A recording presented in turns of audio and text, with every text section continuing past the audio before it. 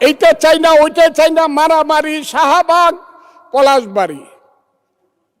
সেই পলাশবাড়িতে দেখা যাচ্ছে 81 ফুট রাম মন্দির হচ্ছে, আর প্রত্যেক দিন মিছিল হচ্ছে। রাম মন্দির চাই না, মালাউন্ডা দেশ ছেড়ে চলে যাও, হিন্দুরা চলে যাও, মিছিল করতেছে। তাদের পোশাকটা দেখলেই বুঝি আমি তারা কারা।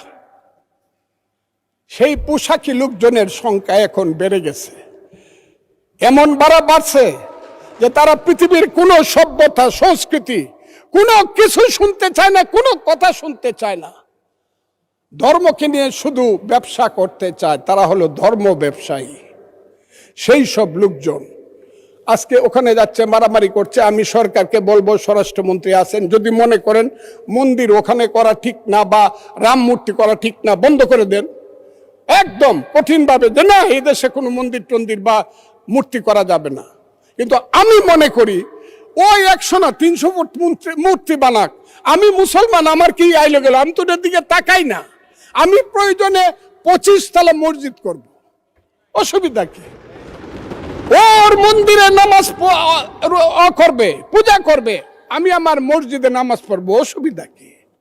একসাথে কি আমরা থাকবো না? ওরা কি 9% মানুষ, 1.5 কোটি মানুষ, ওরা কি থাকবে না এই দেশের? এদের দেশ। 14 পুরুষ আগে তো এদেরই দেশ ছিল। এটা 1204 খ্রিস্টাব্দের আগে এইখানে হিন্দু এবং বৌদ্ধদের দেশ ছিল। আমরা তো এইখানে কিভাবে আসছি?